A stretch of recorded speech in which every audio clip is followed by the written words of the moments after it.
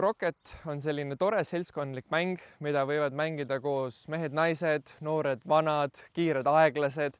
See on selline sport, mida on nauditud juba aastasadu ja mõnes mõttes on see ka tennise eelkäija, sellepärast et nagu te näete, siis Kroketi väljak on küllaltki suur ja nimelt ta on 2 tenniseväljakut kokku pandud, sellepärast et originaalselt tenniseväljaku suurus tuli sellest, et võeti Kroketi väljak ja jaotati 2.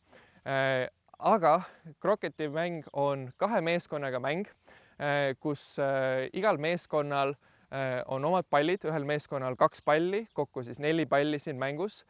Kroketi väljakul on 6 väravat ja mängu eesmärk on teenida punkte väravate löömisega. Ja ta sisuliselt on selline võidusõit, kes esimesena saab kokku 7 punkti, on selline kõige standardsem mäng. Aga kui me alustame siin, siis tegelikult me võime mängida mänge ka näiteks 3 punktini. Ja punkte võidab siis väravate löömisega ja kes esimesena värava lööb, on selle punkti kätte saanud ja siis kõik ülejäänud lähevad juba järgmist väravat jahtima. Kroketis, nagu ma enne mainisin, on 4 palli ja need on 4 väga omapärast palli. Ehk siis nagu me näeme, võime keskenduda siia ülemisele reale kõigepealt, on meil sinine, punane, must ja kollane. Ja nagu ma mainisin, meil on 2 meeskonda ja ühele meeskonnale kuulub siis sinine ja must pall ja teisele meeskonnale kuulub punane ja kollane pall. Ja peamiselt mängitakse, siis neid nimetatakse standardvärvid või primaarvärvid, aga on olemas ka sekundaarvärvid, kus siis ühes meeskonnas on koos roheline ja pruun ja teises meeskonnas on koos roosa ja valge.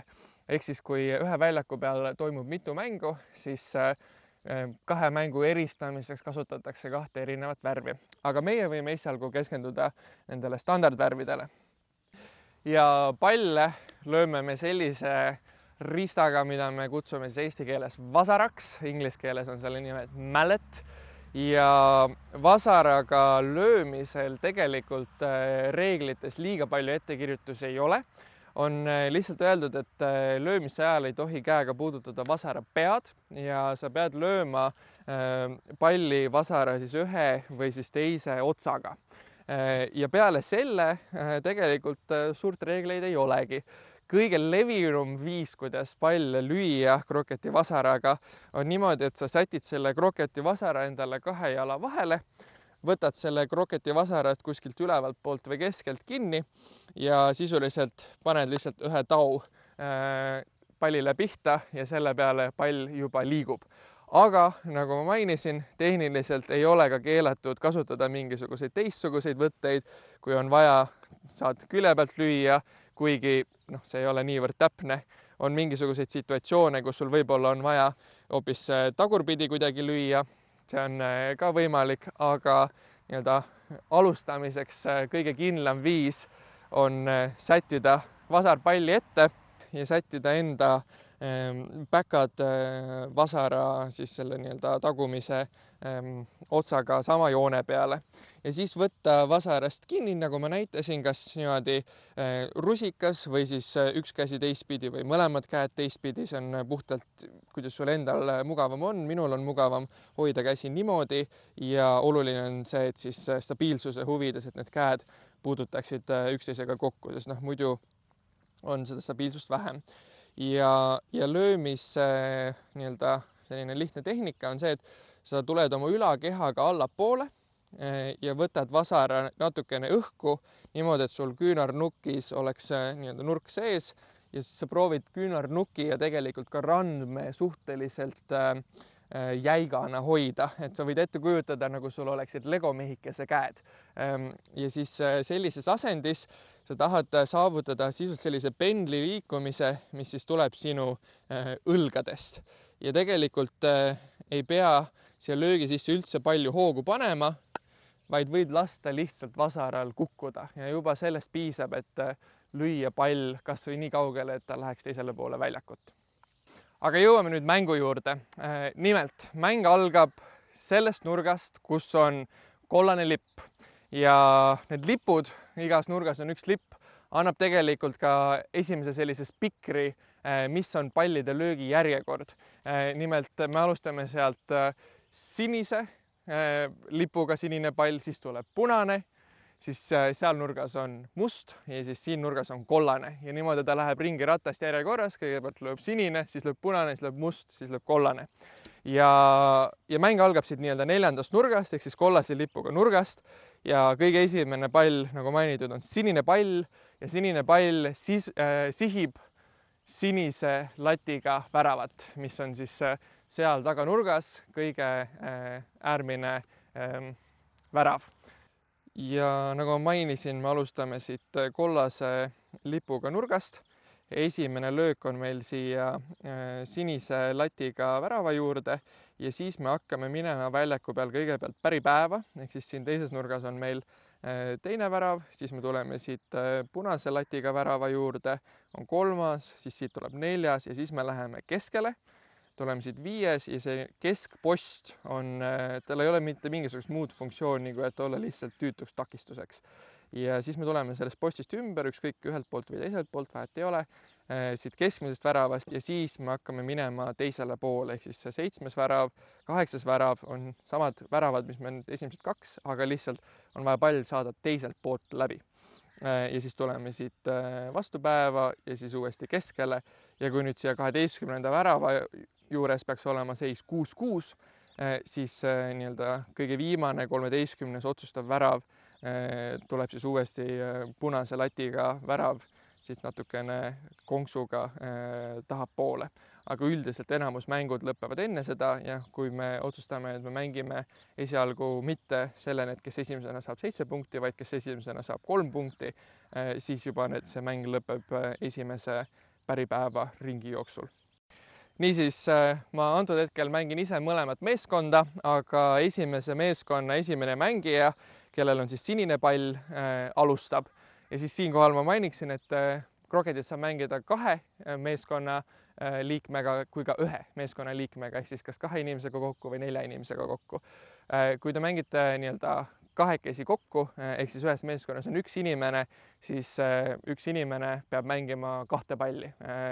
Ehk siis sinine meeskond praegu, kui ma oleksin ainukene mängija, mängin sinist palli ja siis peale punase lööki mängin ka musta palli. Ja kui on 4 inimest, siis igalühel on 1 pall ja see pall jääb terve mängu jooksul siis sellele mängijale. Ja järjekord on oluline. Ehk siis ma alustan siit kohe sinise palliga, sihin seda sinise latiga väravat ja annan sellele ühe tugeva löögi ja minu eesmärk on sihtida see pall kuskil selline 1,5 meetrit värava ette. Ja ma nüüd kiiresti löön teised pallid ka ja siis värava ees räägin täpsemalt, et kuidas käib värava võitmine, kes seda võidab ja kuidas me sealt ühe värava juurest edasi läheme järgmise värava juurde. Nii, nüüd me oleme saanud pallid enam-vähem siia värava ette. Kulub selleks kas 1 löök või mitu lööki. Oluline on see, et pallid jõuaksid kuskile siia värava ette. Ja siin on igal mängijal, kui tuleb tema kord, ehk siis nüüd, kui ma olen kõik pallid ära löönud, siis nüüd on uuesti sinise palli kord, tekib kohe selline küsimus, et mida ma siin teen. Ja sisuliselt sul on 2 varianti, et kas sa nii-öelda ründad seda väravat, üritad saada enda palli läbi värava ja võita sellega oma meeskonnale esimene punkt või siis kaitsta kas siis nii-öelda ennast või siis keerata sisuliselt käkki oma vastasmeeskonnale, et nemad siis punkti ei saaks. Aga nii-öelda see teine strateegia on asjakohane siis, kui su enda pall ei ole väga hästi nii-öelda värava suhtes positsioneeritud. Antud hetkel mul sinine pall on väga hästi positsioneeritud, seega ma sihin siis selle sinise palliga väravat.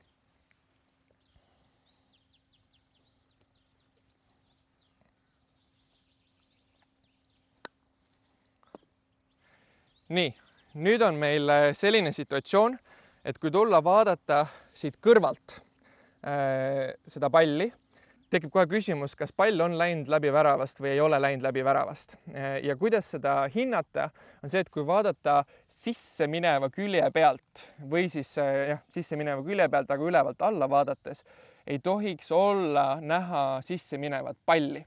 Ehk siis antud hetkel, kui me vaatame just seda külge siin, siis meie seda sinist palli ei näe. Ehk siis see sinine pall loetakse kui nii-öelda läbi läinud pall ja punkt siis nagu võidetud. Aga kui see pall oleks siia hammaste vahele niimoodi kinni jäänud, siis see punkt ei ole veel võidetud ja siis vastase meeskond saab selle palli veel siit välja lüüa. Näiteks siis siit värava tagant palli välja lükates. Ja valikuliselt on meil ka sellised pesulõksud, mida tavaliselt pannakse siis nii-öelda võidetud värava lati peale. Et praegusel hetkel võitis sinine meeskond, seega meil on sinine klõps siin, aga punase ja kollase meeskonna jaoks on meil siis punased klõpsud ja nende klõpsude eesmärk on see, et kui on juba mängitud 7-8 väravat, siis nende klõpsudega on lihtsalt väga lihtne lugeda, kui mitu punkti kummal meeskonnal on, et siis ei pea neid punktisummasid meeles hoidma. Nüüd, kui ma juba hästi entusiastlikult sinise palliga esimese väravapunkti ära võitsin, siis teised pallid ei pea enam läbi minema sellest samast väravast, vaid võetakse fookus juba järgmise värava peale, mis siis antud juhul on see järgmine värav seal punase lipuga nurga juures. Järgmine peale siis sinise lööki, järgmine löök on punane ja punane siis sihib juba järgmise värava alla. Ja siin on võib-olla selline esimene õppetund, mida on juba näha, et okei, sinine alustas ja tal selles suhtes oli parem tõenäosus saada esimene värav, aga see-eest nüüd punane ehk siis järgmine meeskond on selle võrra kiirem järgmise värava ette ja sellepärast mängitaksegi ka 7 punktini, sellepärast et sellise pikema mängu peale see ühe või teise meeskonna edumaa nii-öelda hajub ära ja mängib rohkem rolli siis konkreetselt mängijate oskused, mitte lihtsalt see, kes alustab. Seega pika mängu peale ei ole tegelikult vahet, kes alustab. Ja soovitus, kui sa lööd värava, siis proovi seda lüüa võimalikult tugevalt, et see pall vähemalt läheks värava tagant niivõrd kaugele, et sa saad järgmisena teha mugava löögi. Aga nagu me näeme, nüüd tegelikult sinine on teistest tunduvalt rohkem maas, kuigi ta just võitis oma meeskonnale punkti. Ja nüüd peale sinist tuleb punase kord ja nüüd tuleb see nii-öelda käkki keeramise strateegia, mis tegelikult kui mängijad, kes meil siin Nabalas on käinud, kui nad on aru saanud, et kroket on tegelikult vastase meeskonnale käkki keeramise mäng, on see hetk, kus inimeste silmad on põlema läinud. Ja siin on meil praegu täpselt selline hetk, et nüüd on punase kord lüüa ja punasel on siis 2 valikut, kas ta üritab väravat lüüa, punkti saada või siis kas vastasmeeskonnale käkki keerata või siis oma meeskonda kuidagi aidata. Ja ütleme nii, et see käki keeramine on ka mõnes mõttes oma meeskonna aitamine. Kuna punane on praegu siin enda värava taga ja väravast peab siis sisse minema antud hetkel selles suunas, ma siia lisan, et teises suunas võib ka väravast läbi minna, aga selle eest ei saa lihtsalt punkti. Aga punkti saamiseks on vaja minna siit poolt sisse ja punane on selles suhtes värava taga.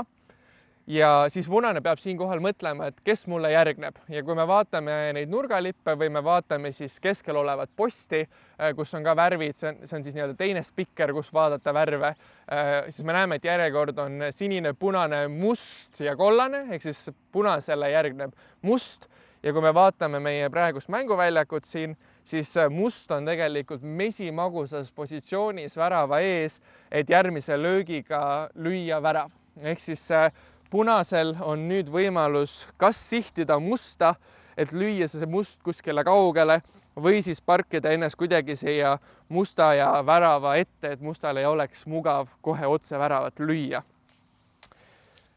Siinkohal ma sihin punasega musta palli.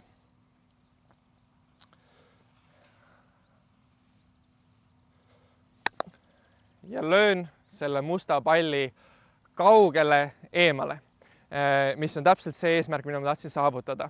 Ja siin on nüüd ka üks oluline nüanss, küsimus, mis juhtub siis, kui ükskõik mis pall läheb mänguvälja joonest väljapoole. Praegusel hetkel ta jäi siia sissepoole, aga ütleme, et ma lõin natuke tugevamini ja see pall veeres siit sellest valgest joonest üle. Mis siis juhtub, on see, et musta palli omanik tuleb, võtab ja paneb selle palli joone peale tagasi umbes sealt, kus see pall välja läks ja tema löök algab siis nii-öelda joone pealt, sealt, kus see pall välja läks. Ja nüüd on selline situatsioon, kus kollane on sisuliselt siin värava hammaste vahel, punkt on sisuliselt võidetud, võib-olla must saaks veel kuidagi, ma ei tea, kas hüpata üle selle kollase palli või midagi teha, aga samas punane on kohe siin seda musta kaitsmas.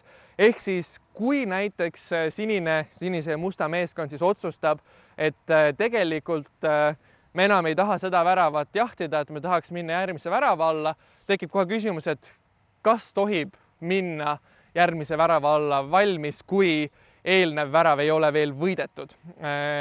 Ja vastus sellele on, et ei või ja nii-öelda selles piiriks on siis selline nagu pooljoon kahe värava vahel.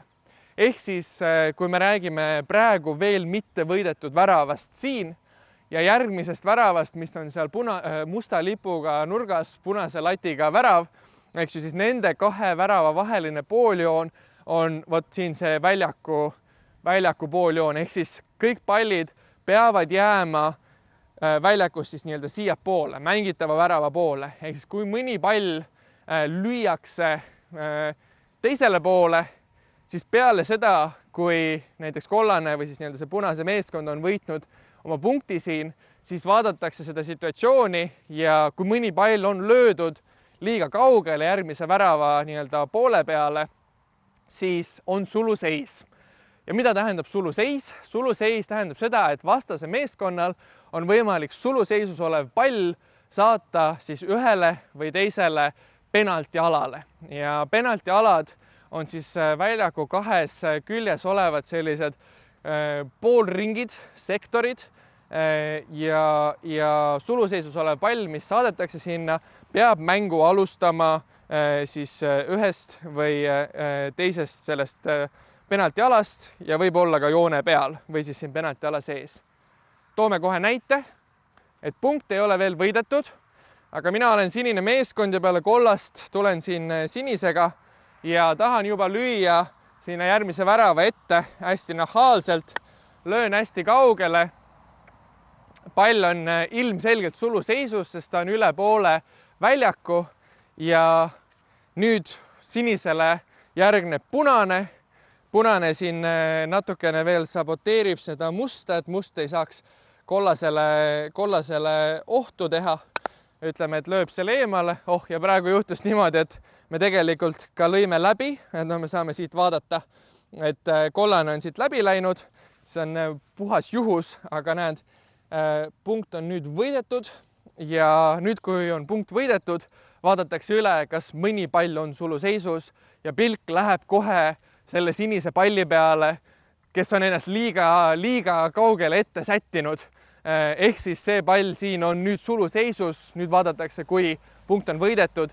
Siin üks erand on, et kui see pall on sattunud suluseisu teise palli põrkest, olgu see siis oma meeskonna palli põrkest või vastase meeskonna palli põrkest, siis suluseis ei loe, aga antud hetkel see sinine pall jõudis siia otse minu kui sinise palli mängija löögist ja see pall on suluseisus ja siis vastase meeskond võib saata siis ühele või teisele poole penaltialasse ja tavaliselt saadetakse kaugemasse penaltialasse. Seega kuigi ma lõin selle sinise palli siia värava ette, siis tõenäoliselt punane meeskond saadab mind terve tee siia teise nagu selle väljaku kaugemasse penaltiala nurka ja peale kollase lööki lööb sinine siit ja peab saama uuesti sinna täiesti teisele poole. Seega tihtipeale ei ole väga hea mõte kiirustada järgmise värava juurde ette. Ja vot sellega ongi meil kroketi põhitõed teile edasi antud. Ja võib-olla lõpetuseks ma mainin natukene ka sellist kroketi etiketti. Nagu te näete, siis ma olen üleni valges rõivastuses ja see on selline kroketi hea tava olla ka siis valge või heledas riietuses. Kuna kroketi muru on küllaltki selline õrn muru, sama mis golfigriin näiteks, siis soovituslik on kanda lameda tallaga jalanõusi, et ei oleks näiteks kontskingad, mis ei teeks siis murule liiga. Veel osa kroketi etiketist on see, et üldiselt nii enda kui vastaste löögi ajal on ootus, et kõik on tasa, et lüüa saaks keskenduda oma palli löögile. Teretulnud ei ole kindlasti mingisugused ropendamised ja solvamised ja asjad. Ning kui vasaraga lööd liiga tugevasti muru sisse, siis vaata, et sa saaksid selle muru ära parandatud ja samuti erinevatel lahkarvamustel või siis tihtipeale juhtub see, et mängija lööb kellegi teise mängija palli, tekivad mingisugused arusaamatused, väiksed reeglirikkumised, siis üldiselt kroketi mängus sellist aktiivset kohtunikku ei pea olema, et siis oma meeskonnakaaslaste ja vastastega leida selline sõbralik lahendus igasugustele lahkarvamustele või siis reeglite rikkumistele. Aitäh!